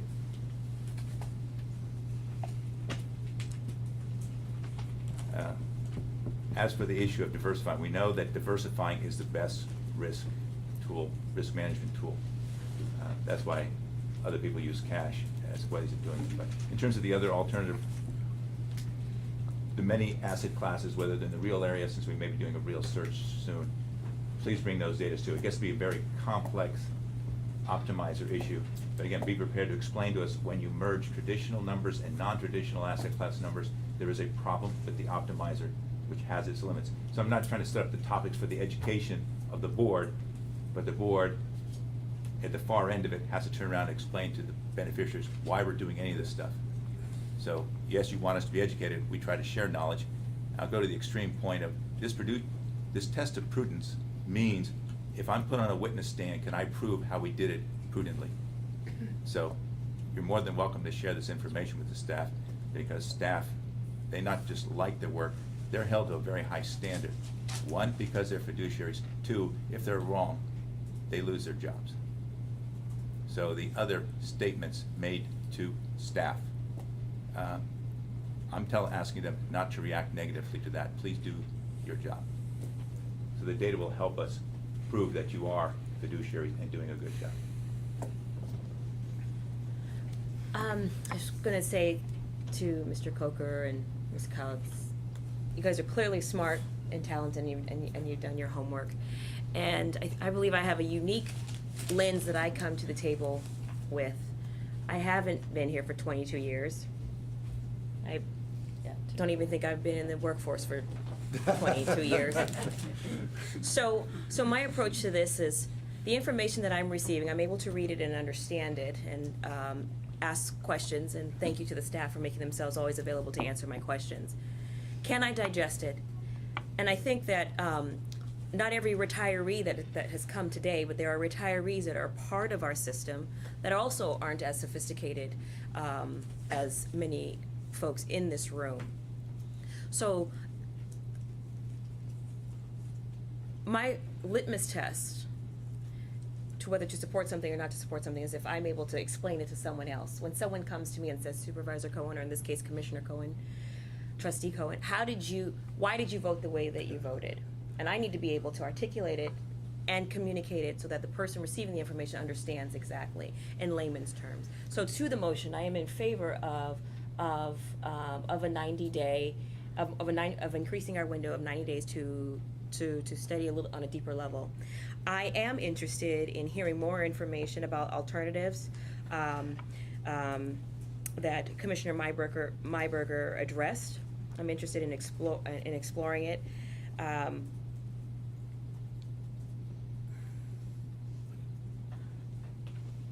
That's primarily it, but I'll stop there. Thank you. For me, on hedge funds, I'd like to see a better argument of a fund-to-fund versus us doing it. I am concerned about building up a staff and having 5, 6, 7 people at it. And we reach the end of this program and we want to exit. We're going to have an army of employees doing a good job, but also doing themselves in. And statistically, that doesn't go too well. And statistically, what makes us real strong is the fact that we don't do that in-house, and we hire professionals so we can move quickly and we can react as fast as we need. So I really need to understand that we're going to hire 6 people and build up a machine, and when we get out, how do we get out clean? Also, there's a cost to it. I really like the idea of a fund-to-fund, and then we parallel and we grow together. I think that's the better way to learn. If someone came to our organization and says, I'm a real smart guy, like the guy that we gave $100 million to in the last month, what's that? Not Gao, Carlisle. And he's very successful. He's in the top echelon of what everybody tells me is the pro of all pros. If he says, hey, I'm going to start a hedge fund. I'm going to get the best people in the world, and I'm going to put it on your table. I'd like you to give me $100 million. our bumper guards say we're not gonna give it to him because he has no track record. We are actually gonna say no. We had that reasonable debate with the Gao investment where the consultant said, hey, slow down, they don't have enough experience, and we said, well, our underwriting gives us enough experience.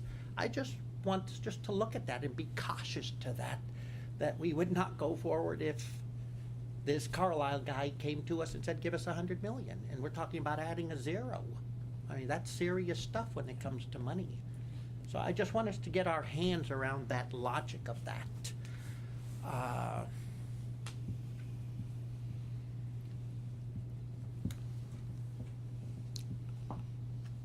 In the big picture of things, I'd like us to pick something that's smarter than 6.5% return for fees. I agree it's a bottom line issue on fees, but I get heartburn if we are gonna take $3 billion and close out our positions and our managers with $3 billion, and that's probably gonna cost about $10 million. Then we're gonna open up our positions on the other end, and that's gonna cost us about $10 million. Then we're gonna give them 60 basis points to manage $3 billion, and that's somewhere around $18 million. And then we're gonna give them 20% of 6.5%. So if we invest $3 billion, we're gonna make $195 million. They're gonna get another $37 million for managing in that. You add all those up, we're gonna be spending $77 million in fees to get a bottom line of 195. It just gives me heartburn. I mean, at the end of the day, if we're happy with $195 million, and granted, we may get the excess in there, I'm just using it as a benchmark for the 6.5 because that's what's in here. It gives me heartburn to pay 40% to make 6.5. Yep. So help me get through that when you're making the recommendation, not to have that heartburn. How much would you pay not to lose $5 billion? You're not gonna, that's not, Well, in terms of minimizing risk, that's what this is about. this is not minimizing risk. Trying to managing the downside and the drawdown risks, which are greater in equities than they are in hedge funds. Those are many of the issues that we need to be educated on. Sorry to interrupt you, Victor. You want the answer now, or do you want it in writing? Which one would you prefer? I'll give it to you later. Those are the basics for me with hedge funds. Also, the mixes that you gave us all have hedge funds in it. I think we should have some mixes without hedge funds. We're talking about different ways to protect the downside, but there's not one way to do business, and every one of your mixes say the way we're doing business needs to change and we need to put hedge funds in it. If that's the only way to take care of a downside, I'm happy to yield that that's the only way and move forward. But if there are other ways, I think it's more prudent to put them on the table and get the direction from this body to protect the downside. I also think that the mixes all equalize a return on the investment, which balances risk also. I'd like to see something when it comes to a mix that allows us to make more money and give us a real choice to say this level of risk, but this level of profit. Because at the end of the day, if we can take our what's our number? Our $1.3 billion and do a mix that brings us $100 or $200 million more, I believe that's a proper debate to have when it comes to risk. Not just talk about this risk out there and we don't know where it ultimately falls, but let's benchmark it off of some profit. And then we can really speak to it. If the decision is to increase a little bit of risk, say 5% up on risk, but an 8% up on return, I think that's something easy to speak to. And at the end of the game, all of the allocations just target one return. In the private sector, I promise you, that's unacceptable. They'd want a broad range of returns, and then they're going to pick their spot where they feel comfortable. They would never give instructions, hey, invest all of my money, and I'm only looking for $10,000 return. Very, very few people do that. They all say, how do you ratchet up and then balance it? So those are a few of the things I would look for. Since we've all spoken, I'll turn it back to see if Mr. Coker or Jay, you guys have any questions of us, so you have your arms around this. I think we've all been taking notes, and we'll have a recording of all of your suggestions, and that we will come back in 90 days and try and address all of your concerns. In the meantime, we will have discussions on how to reach out and have a dialogue with interested parties and stakeholders, including the retiree organizations and the labor organizations. And timing-wise, we will target bringing something back in 90 days, if this is the will of the board. Great. And then I'd like to ask a question, maybe through Katie, if we can do this or how we can do it. If I wanted to solicit from the commission some feedback on some modeling that they would want when it comes to allocation, what's the best way to accomplish it? For example, if Stansberry wants to increase private equity and see how the numbers work and how the risk factor worked, I'd like him to be able to get the modeling for exactly what he wants, and all of us to be able to do that. Then staff would also have that mix and know what we're all looking at as they come back with a recommendation for allocation. So how would you suggest we can do that? Today, at this meeting? Or No, I'd like to give them time to think about their allocation. Well, I mean, you could, I don't believe that staff or consultants are able on the fly to sort of come up with different models and adjust them. So it probably should just be individual commissioner reaching out to staff or the consultant with scenarios that they would like to Okay. run. And as long as the commissioners then aren't consulting amongst each other or otherwise, discussing the issue outside of a notice meeting. Okay, then We what I. actually have an example of that. We had 5 scenarios that you requested, and we were able to model those in additional to 3 educational endowments. So if any, again, it's sort of not the regular process, but if in fact it will be helpful, we can run scenarios. So what I'd like to give everyone the latitude is to direct any allocation they would like modeling on through the executive director. And then they could model them, and then in the packet that comes back to us about 90 days from now, we can disseminate all that information, and we would all be working with the same tools. Professor Mayberger. Yeah, I've done, with regard to covered options, I've asked twice that it be included in the modeling and have not been able to do so. So it's okay now if I give you some numbers to model those? Commissioner Myberger, there was an amendment to a motion to include it in the asset allocation, which failed to get a second. And we specifically asked permission of this board to include alternative equity and hedge funds in the asset liability modeling study. I passed on to President Macris your request that covered calls be calendared for an up or down vote of this board, whether it should be included. For examples of. Let me just ask. No, can I finish my? Can I include that in the Yes. analysis? Yes, yes. Is that a yes? I was saying Okay, we fine, will. that's fine, thank you. Well, you don't need, I don't need just a yes, if I can give you some numbers. Well, I tried to explain why we haven't included it so far, because it hasn't been the will of the board to include covered calls in the asset liability modeling study.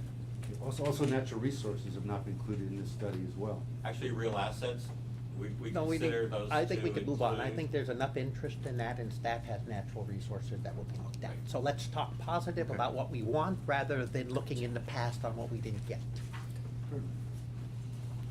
Great. Jay, anything more on your end? I have a question about Commissioner Driscoll. how any of those requests will be answered, because basically the optimizer is run by Angeles, correct? If we want different mixes or different sub-asset classes added, you're the group that runs the optimizer and reports back to the CIO, correct? Correct. So then the question is, how much lead time do you need for us to do that? Or is it one of these things that takes 5 seconds, or is it a thing that takes 5 days? It depends which model. I will say it really, there are many limitations on an optimizer. One of them, when you start to have too many asset classes, it becomes very imprecise and not meaningful. And so for example, we would consider some of the things we talked about, timber, infrastructure, et cetera, to be parts of real assets. We model that category to include it, so that when you start parsing parsing out the components of that as a different asset class, it just, I think the message loses meaning. We can do scenarios, but I think that really limits, there is a limitation on the usefulness of all that. It's, as far as time consumingness, what is very time consuming is to match the asset, just the pure investment side with the liability side. But, running individual mixes is not difficult. I think what's difficult is really making judgments about what's meaningful about those mixes. So. Okay, well then I was going to suggest to my fellow board members, if we want something in 90 days that includes answers like this, there's already 10 strategies in front of us today, 10 mixes. If we want more mixes, more asset classes, we should have a cutoff of within 45 days of those requests to give them one time to do it, so it's a useful packet to study. Not that it'll lead to more arguments, but you can see there's going to be more answers perhaps than we're used to digesting. And I'd have everyone to give their allocations in 2 weeks. I agree with that. President Macros, just, I also took a lot of notes. I count a couple of dozen inquiries or things to look at from the members of the audiences, and another couple dozen from the board. My guidance is, I think we can issue a status report in 90 days. I don't know how much a conclusion we can provide in 90 days. This discussion that we've had just about hedge funds now has gone on for, I think, 120 days. So just to put in context about how long this might take. I would envision that we can vote on your proposal 90 days from now unless it changed. What I'm hearing, though, is to consider many other mixes, and there's Yep. Maybe, I hear a lot of different ideas floating around, and to put it into a cogent strategy. I just don't know how much. We can issue a report in 90 days. I don't know if we're going to have a conclusion in 90 days. Okay, great. Thank you. Great. Thank you, everyone, for coming for this item and speaking. Is there going to be a discussion about alternative equity? We did not talk about alternative equity. One of the citizens made a comment about it. I didn't make any comments about it. It's not calendar. No, I mean, actually, I'm happy to do that. We'll do the same lineup for people to talk and share their views on the general allocation, not just one. There's 5 or 6 groups there. They can say if they want heavier on one or lighter on another, whatever their personal mix is. I thought I was accomplishing that by asking people to submit their recommendations so they could model it, but I'm very happy to I'll just add the comment. I think verbalize it. I think we should proceed with alternative equities for many points that were made previously by Mr. Coker about the active component in the equity portfolio. If we want to increase our returns, which we have this objective, it's not just a 7.58% assumed rate return, but not only that, he believes that more active equity risk, which is what he's calling alternative equity, is something we should pursue. There are increased fees, but they are incentivized fees. Again, believing it can be done successfully with all the infrastructure required, we should also pursue that as well. So, that's a comment. Again, we'll need Other more than comments on the balance of But you do need, yeah. and the allocation. strategies. It's not equally complicated, but there are many strategies to pursue. That's what I was gonna add. I see a lot of conversations going on. I was waiting for a moment. Clear radio channel, if you will. I think that there's a lot happening in the next 90 days. I've heard a lot of questions and suggestions and direction, and it seems to me that staff is going to be very busy in the next 90 days. And I think it's very possible that come 90 days, we just may not have gotten there because we only have so much bandwidth and so much staff. And so I would, maybe what we can do is we can work in some status updates to the board each month so that we know where staff is at, and we can sort of change course as we go, instead of trying to chart an entire course today. I think it might be a little bit more efficient and helpful. I don't want to speak for staff. I think we should stick to the 90 days and let them digest it all. I mean, piecemeal, we may get a partial answer and then a different answer. I think digesting it as a package, and then they can bring us a recommendation a lot easier, based on everything. Jay, what's your thinking? I agree. We will bring you whatever we can bring, and it could be a recommendation. I mean, we're ahead of a normal schedule for this 3-year cycle. Normally, we bring this to the full board in late fall for adoption, so there's no hurry necessarily to change your allocation. But I agree with Commissioner Driscoll. We might come forward and say, if you support this, can we go ahead and at least start moving some of the money into an area that maybe there's not a discussion or a debate about, and sort of partially get there so that we can phase it in, and we can show you how we're gonna build the resources and what resources we're gonna have to deploy. We understand, we need to prove to you that we can give you great recommendations. And so it's sort of the chicken and the egg. We can't hire qualified staff until we know there's a commitment to pursue a strategy. And, you know, we're in the process of interviewing folks who would come on board to implement a hedge fund strategy. They're gonna know and wanna know the outcome of this meeting and the outcome of 90 days. It's gonna affect whether they're gonna wanna come and work here if there is not a clear, and we agree, the board has to make a clear statement. We're not gonna be able to bring on board the folks who really wanna make a career of building a hedge fund portfolio here if there isn't a firm commitment message from the board that that's what they support. But that being said, if it's not there, it's not there. And so what I would say is to Commissioner Driscoll, we might come back in 90 days and ask you to vote and approve an allocation for alternative equity or for timber or for, you know, it could be after hearing this that we would start moving things around. But again, we have to bring back our recommendation, and we understand there's a lot of unanswered issues and questions around hedge funds that we may not have resolved in 90 days, but we'll bring you back something in 90 days. Any other direction? Herb? Yeah, for alternative investments, and I think Commissioner Driscoll pointed out very clearly that the active component has more equity risk. We should use the standard deviation in the modeling for it, because I think, don't you use the same standard deviation for the alternative equity as you do for the other ones? I think it might be slightly lower. Lower? These are concentrated portfolios. How can you use a lower risk? Because when they get aggregated. Because they're still liquid. It's true.